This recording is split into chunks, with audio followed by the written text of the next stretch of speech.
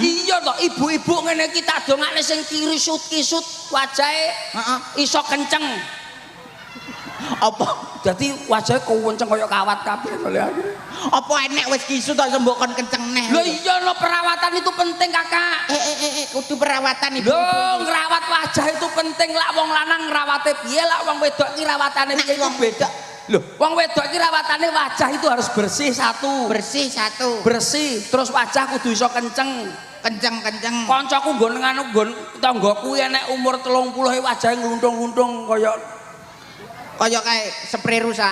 lah spray rusak apa kaya kerasa Indomaret dadi ngluntung-luntung ngene mangsamu. Kuwi mangsamu ngono kuwi dadi lak duwe wong wedok iku kudune diopeni sing tenanan. Contone kaya sindan-sindan iki 1 2 3 4 5. Sebab apa kok iso ayu? Sebabe ya iki apa jenenge cewek-cewek iki perawatan diri, perawatan wajah. Wedake